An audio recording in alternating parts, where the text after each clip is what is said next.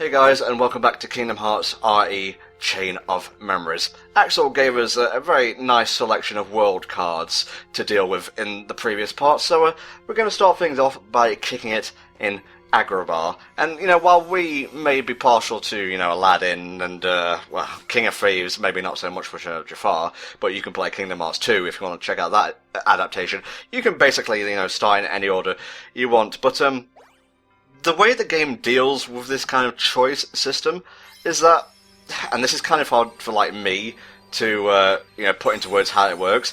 Say you start a new game, you beat Traverse Town, you beat Axel, you get the first set of world cards. The first world that you go to will have a set room layout. So if you choose Agrabah like we're doing, it will have a set layout. If you then reset the game, start a new one, beat Traverse Town, blah blah blah blah blah, and then go to Olympus Coliseum, it will have the same layout as Agrabah did. So in a way, it's sort of kind of randomly generated dungeons, but not really. The layouts for each floors are basically set in stone, is what you're trying to say. It just depends on the scenery. Yeah. Yeah. I'm sorry, even when it came to scripting that, note-wise, I had no idea how to write it down. Hey, you're talking with me, and I fucking slur my words all the time, so... Oh, so many edits, so little time.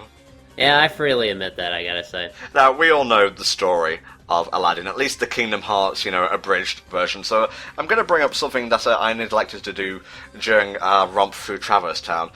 We all know about, the key cards, like the Key to Truth, and so on, but there is actually a fourth world key card called the Key to Rewards, which is super rare. Good luck finding it. And it's essentially a fancier version of the Calm Bounty room card, which is a room that gives you loot. Like in Olympus Coliseum, and I'm sure I'll bring this up later, you get Blizzard Raid. The Key to Rewards is basically RNG, and it gives you access to a room called the Room of Rewards, really original title there. And the Room of Rewards was originally known as the Hidden Chamber in Kingdom Hearts Chain of Memories. The Room of Rewards, don't worry Helldragon, we'll get back to you eventually, gives you a treasure chest with a specific card or sleight the first time it is opened. In the original Kingdom Hearts Chain of Memories for the GBA, each world contains only the first set of bonuses, excluding Castle Oblivion. In Kingdom Hearts RE Chain of Memories, a Room of Rewards starts off with a reward from set 1, and if you have both a completed save file for Sora's story from, the game that you're playing, and also one from Kingdom Hearts 2, I'm pretty sure that's Kingdom Hearts 2, not Final Mix. If I'm wrong, blame the Kingdom Hearts Wikia. It will also contain a second treasure chest with a reward from set 2. Oh my god, this is complicated. Moving on. If you have a completed Reverse Rebirth save file, which is the second campaign, or in the Japanese version, a completed Kingdom Hearts 2 Final Mix save file, the Room of Rewards will contain both sets of treasure chests during the first playthrough of Sora's story. Once both treasure chests have been emptied, the Room of Rewards for that world is no longer accessible, but if only one chest is emptied, the other will function as a bounty chest until both unique treasures are obtained. You can only carry one Key to Rewards card at any given time. Apparently in the 1.5 HD remix version of RE Chain of Memories, you need to complete all of the 358 over 2 days stuff to unlock the second set. That's movies, character files, and so on. Thank you Kingdom Hearts Wikia and Vakido and Cowboy BBP1 via Game FAQs for the deets. God, I hope I got all that right. The salvation of the internet, ladies and gentlemen. Jesus Christ. Oh. That certainly did seem like a mouthful. Yeah, I'm not done yet. The Room of Rewards in the RE Chain of Memories version of Agrabah yields Warp, which is a magic sleight that has a high chance of causing all enemies to vanish from the battlefield. Enemies defeated in this manner do not grant any experience. It is created by, creating a sleight that has one stock card and 2 error cards. Warp was originally available way later in the game, I believe, in the original GBA game. In the original Chain of Memories, the Agrabah Room of Rewards gave you the Blazing Donald magic sleight. Basically, you light Donald on fire and he runs about the battlefield burning enemies as he goes. Well, I do that for fun normally. I didn't realize this was a combat maneuver. Okay, Helldragon. The Set 2 reward is a Luxord enemy card, which gives you the Omni Break ability, which breaks enemies' cards no matter what the value. It is resistance to fire, ice, lightning, and special attacks, although it is pretty expensive as it requires 99 card points. Ah, alright. Okay, now I can stop being a motor mouth, because that was basically my notes in a nutshell. Goodbye! Yeah, now you just leave it to me to cover the rest of it, huh? Here's Donald. Also goofy, baggy pants Aladdin. Never did figure out how Aladdin's pants work. I mean, like, is it just flopping around in there? Does he have, like, a divider? I don't know. What? I'm curious. What is the current position and event nature of Aladdin's penis? Really? Fucking hell, man. Welcome back to the Chain of Memories. Oh, yeah. I'm getting into the Kingdom Hearts commentary groove now. Yeah, it's all coming back in more ways than one. So like I said, we're going to start like a bridging world, and there'll be a battle here and there, you know, just to give you the flavour of each world and what enemies you can find within, but mostly it's just going to be, we work our way to, you know, the Key to Truth door, or whatever the first cutscene door card is called, and then, you know, we find the next one, we fight the boss, job's a good one. One thing I do have to say about the enemies in this game, since they're mostly Kingdom Hearts 1 enemies, they still have the annoying ones, you know, like the fat guys and like the defenders with the shields, like they still have all of their protection, that kind of thing, and those guys are still annoying to fight, even more annoying since you're having to do this through the cards, so you do have to watch out for that. Now see, if I try to break stuff in Agrabah in real life, I just get in trouble. I don't know why. Why would you be there in the first place? It's fictitious.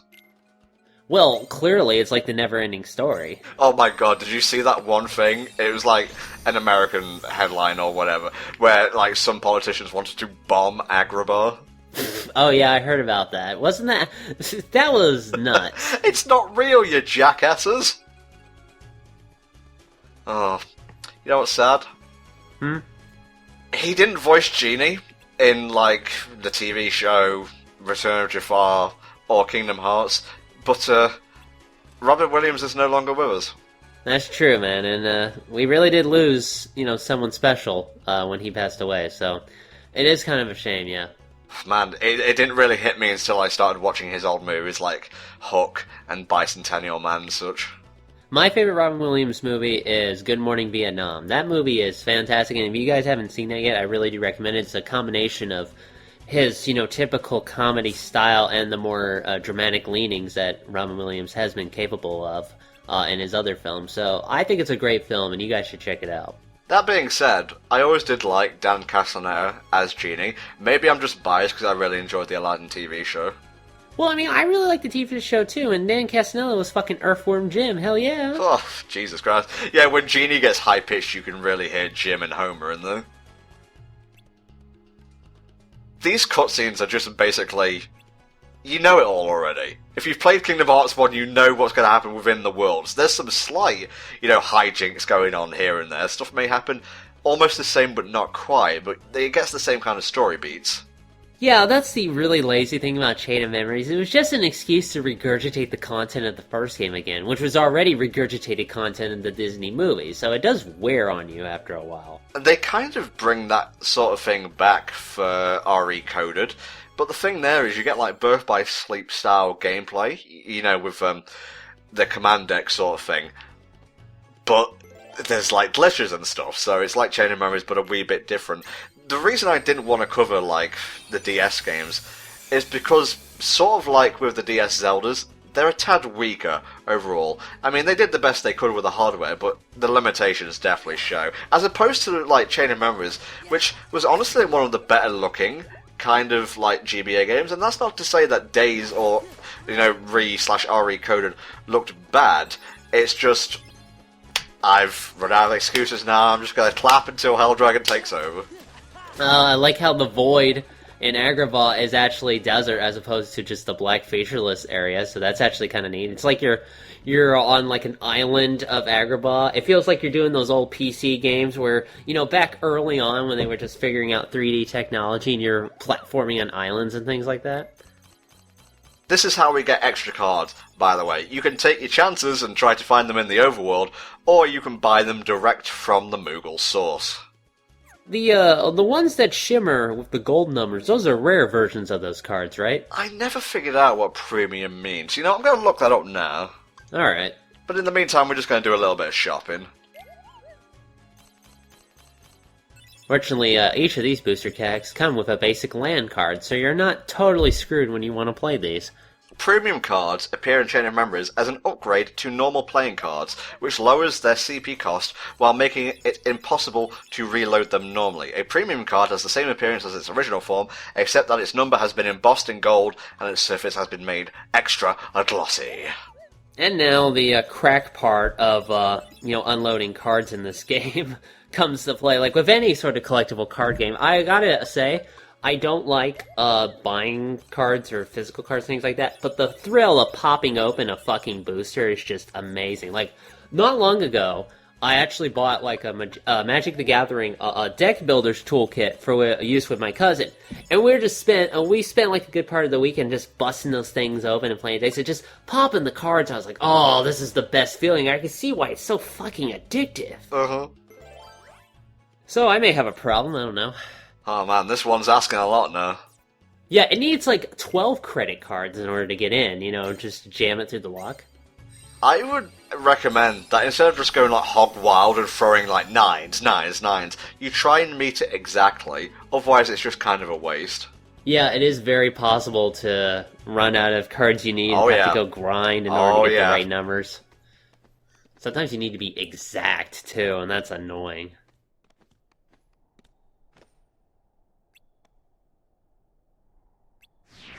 What's she doing out here being escorted by Heartless? Oh, wait a minute. She's just taking a nap, and all her bodyguards turn into Heartless, I guess. Okay, he keeps wasting his wishes on things that only benefit him once, as opposed to things that can benefit him multiple times. How about, I'm strong enough to defeat all these Heartless effortlessly? That can benefit you many times over. Genie, I want to be a Power Ranger. Yeah, that's exactly how it works. Have you heard of the new series? Which one is this? Ninja Steel. Oh yeah, I'm trying to remember they're skipping the train one, aren't they? Because there was a train one, Zord looks stupid in that. I think they're skipping the train one. This is basically going to be the same thing that happened when we got into the world. Yeah, they rely on these fights a lot in this game. But there's that cool, funky Agrabah music, as is common with the region. You hear all the merchants, they're, hitting their turntables out there. Yeah, it's the haggle music. I gotta say, though, in terms of, like, games, like tabletop role-playing games, things like that, I love desert settings. Like, some of my favorite settings to adventure in or stuff like in terms of Dungeons & Dragons, things like Dark Sun, which is like Mad Max meets desert settings. And Al-Qadim, which was like a second edition Dungeons & Dragons setting, which I particularly liked, mostly because of the computer game, things like that. This is just flying over your fucking head, isn't it? Does anybody in the comments know what I'm talking about? I'm just sitting here enjoying the pretty colours, mate. Rant away. Still, I tend to prefer that over the more traditional, Lord of the Rings fantasy kind of thing, which everybody does, and I'm sick of it. I forget, did the Flyers even appear in Agrabah originally? I don't think they did. I think they were part of Hollow Bastion? You may be thinking of the Wyverns, though. Yeah, something like that. I don't know, there were some flying motherfuckers. It's been a long time, like I said. Why do I have to be a 2? Well, that's because that's what you are. I do like Aladdin's attack where he just basically spazzes out and just, like, switches his sword everywhere. That's the Sega Mega Drive version of the Aladdin card, because if you played the SNES version, he doesn't have a sword. That's true, yeah. Did you ever play the, I guess, Genesis version of Yes, Aladdin? I have. I've actually rented it, played it a good ton of that. I almost got to the end of that game, but ultimately it defeated me. I remember doing the lava ride and being so frustrated by it, and then eventually it skips you without any indication that you can skip it whatsoever, and I'm sitting there, I'm like, okay then. That was annoying. It's like that JonTron thing where he just looks at the camera and sucker appears. That was great. Genie Whirl! Sorry, Goofy Whirl, they both begin with G, I got confused. Genie, get in here and do some work.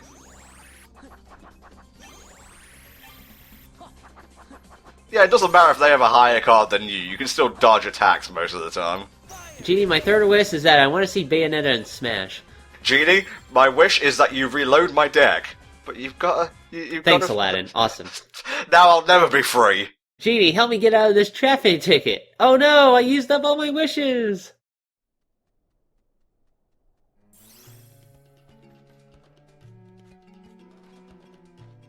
I completely forgot where Jasmine went. She just kind of vanished into the ether.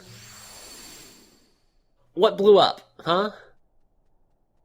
Because they have, like, limited things to work with here, they kind of have to get a little bit creative with how action happens. Again, it was defined because of the GBA version, but here it's just clearly lazy. It's kind of weird. Like, the whole cutscene is comprised of one room. Yeah, they're just kind of stuck in this little area. I mean, granted, that's kind of how it happened in the original Kingdom Hearts, but it just feels a lot more closed off here. Oh, there's Jasmine! Yeah, like, when she wasn't in front of them when they were doing it. Oh, fuck it, I don't care. Genie, my first wish, get me that mad ass. My second wish, I want to play myself in a Broadway show. My third wish, Iago, become a woman. Oh boy, I'm set for life. I mean, as you know, like, you didn't see that video where he read, like, 50 Shades of Grey, because that would be awesome. Oh, my clitoris. Put it in my vagina! Oh, Gilbert Gottfried. I was extremely disappointed when I found out that wasn't your real voice. Yeah, so was I, because this is my real voice. It's like finding out there's no real Santa Claus. It just puts a dent in your day, you know? Yeah, definitely. You just don't feel the same ever again. You're right, I need to get the lamp back without the lamp. Genie, can you... Oh, wait. Hello, darkness, my old friend. Yeah, we know, Donald. Thank you for your amazing contribution to this conversation. And that's why they turned him into a card. It is implied that time has passed. It is implied that I have a plan. Trust me, I don't. It's been so long since we've done this. Like, it just kind of feels good to get back to shit-talking Kingdom Hearts. And I know I've been cynical about it, but I love this shit. I love making fun of it and just kind of palling around. It's nostalgic a little bit for me, so I feel good. Okay, Key of Truth is the third one. Oops. Uh-oh, SpaghettiOs. Oh, well, better go back and redo all that. Yeah, time for a retake. That's definitely Kingdom Hearts for you.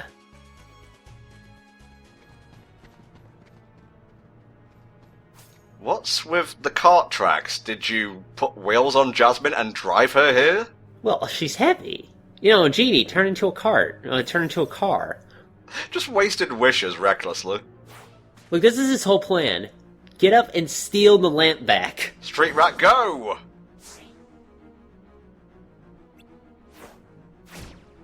Okay, that's like 2 of your wishes, though. Secretly, Genie enjoyed that immensely. Aladdin's a nice master, but he's also slightly passive-aggressive. Well, I'll just kick the shit out of Jasmine, too. Jasmine becomes the next boss fight. Thanks for telling me your plan, Street Rat. Turn me into an all-powerful genie, Genie. Oh, are you sure about this? Oh. See, when you leak beneath the cloak, you got this kind of problem. Alright, boss time. Oh, you created a magic transition effect. I'm here now. I always love how they gave him huge abs when he became a genie. Genie turned him into him from Powerpuff Girls. See, this is what happens when you skip leg day. Your legs just vanish. This is essentially the same as the boss fight in Kingdom Hearts 1, with a few tweaks. You just got to attack Iago, because, Jafar's all-powerful right now. Yeah, so you gotta focus on the lamp here like last time. But with the cards, it just becomes slower and more annoying, so I don't know. Did you see that shit back there? That meteorite was literally millimeters from my face, and I just blocked it with a zero card. That's true. Like, that's the best part about the zero cards in this game. They could throw the biggest shit in the world, but if you have a zero, then it's fucking nothing. Like, he could do, like, Super Kamehameha Wave Zero. Brr, oh no! The gimmick card in this particular battle, I believe, just makes all the platforms level. That's about it. Thankfully, due to the camera angle, it's a lot easier to track Iago and, like, attack him. Like, this actually helps a lot, and I kind of wish the original boss fight was like this. I'm playing it a bit tricksy here. I'm focusing on, like, making sure Jafar can't attack at all. Because, if you're not careful, he will fire out, like, ancient Arabic lasers at you. So what part of being a genie allows you to create Zelda floors that kind of go up and down? Is that like part of the standard power set? Like, we're really good at interior decorating. Genie, I wish for the ability to not use a sliding dash on an aerial enemy. Yeah, I'm fixing to say, ground-type attacks don't work against flying. My brain doesn't work so good against most things. I feel pretty! Oh, so pretty! I can't believe that hit. I thought that was gonna whiff completely, actually. Oh, look how glorious Goofy looks. Yeah, I helped Sora. Back to being a card.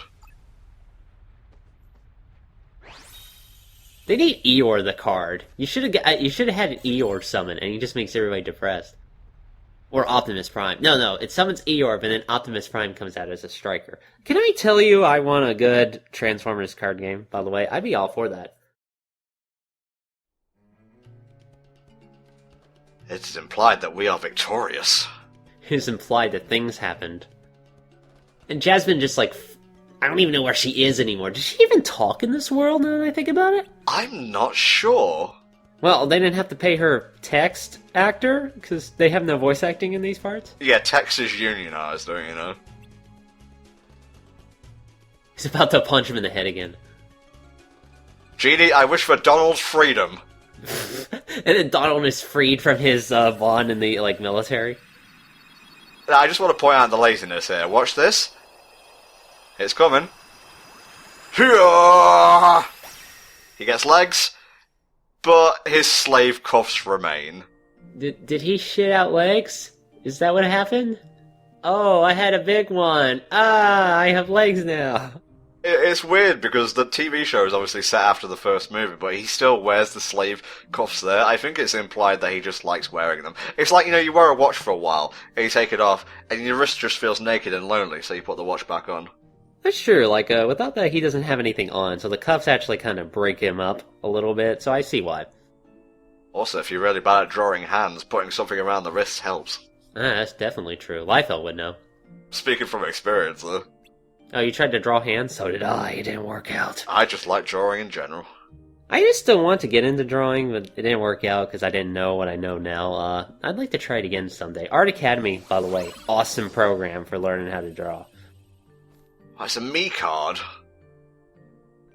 Oh, what I loved about the cards in Final Fantasy VIII is that you could get cards of your main party members, and I always thought, how fucking arrogant are you to get a card of you and make it have really good stats? I mean, come on. That's like when Pegasus made a card of himself in fucking Duel Monsters. I mean, fuck, that's what he did with the tones. That takes me back to when I didn't actually have Yu-Gi-Oh cards, so I made my own, and everything was over 3,000. Oh, that's what I did too. We played from a communal deck, and everybody had to draw the 5,000 attack monster. Genie looks off with legs.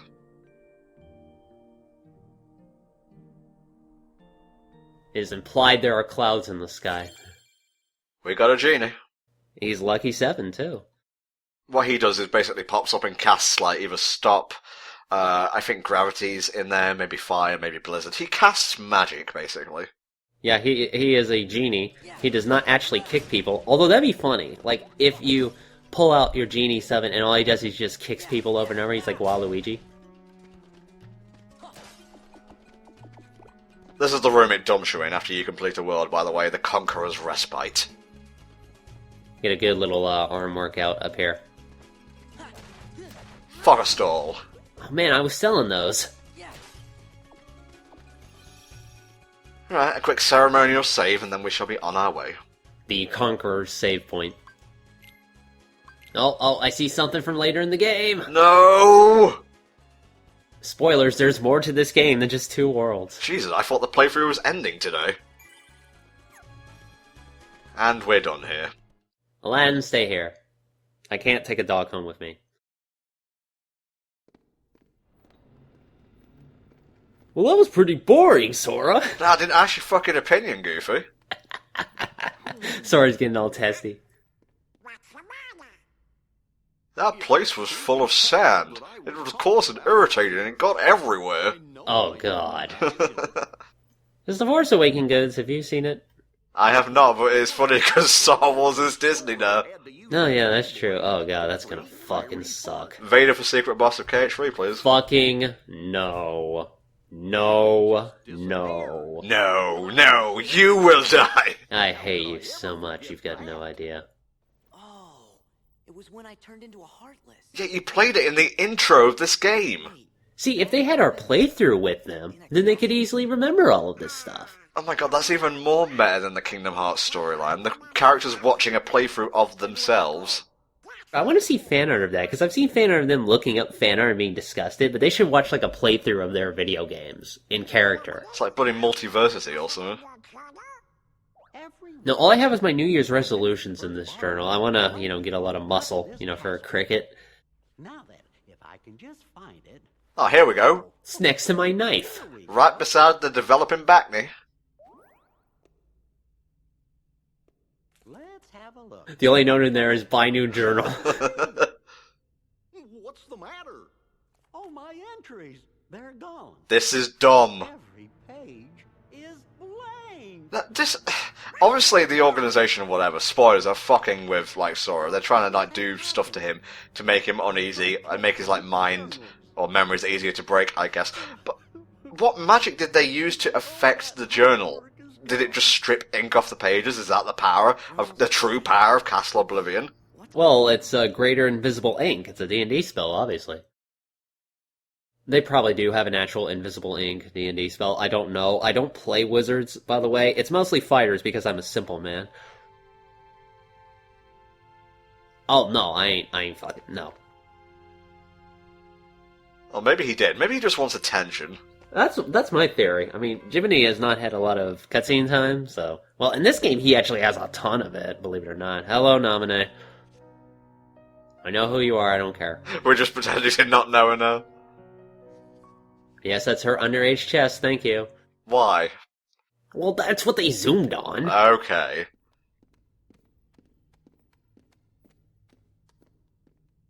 This is basically every Afterworld cutscene. You go up a floor, man, stuff sure is happening. Yeah, again, it kind of gets old after a while. This is mostly why we decide to up the RPG upload kind of percentage. Just so, whoa, Sora's got a kind of crazy look on his eyes there. I have a memory left of all the burning. It's like Sephiroth, but instead Sora comes out of the flames of Nibelheim. That we don't remember because we're losing our memories? Now that's a scary fucking thing. That's an adult fear right there. Yeah, admittedly, forgetting everything you knew, that's a real thing in the real world, so I can understand why that actually is a problem, Sora has beautifully rendered eyelashes. If we keep going, we'll lose more. Guess it really is Castle Oblivion. Well, it's either Castle Oblivion or Castle Morrowind. Well, you tend to forget stuff the higher and higher you get.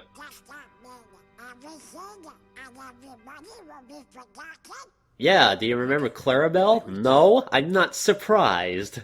Who? Exactly. Don't worry, fellers.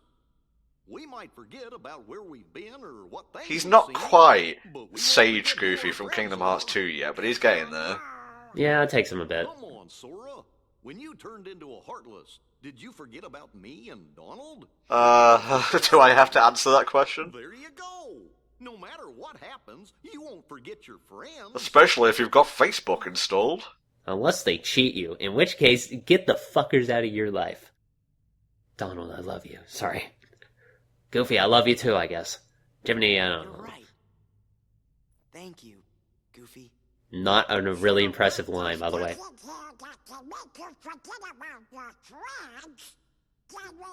Kingdom Memories really just kind of goes at his own pace in the cutscenes. Yeah. No kind of urgent immediacy or anything. It's just kind of light-hearted and jovial. And on that note, I guess we're done for this part. So come back this afternoon where we'll have another part of RE Chain of Memories for y'all. Bye for now. Haha, we're laughing. Laugh with me now. Laughing is over.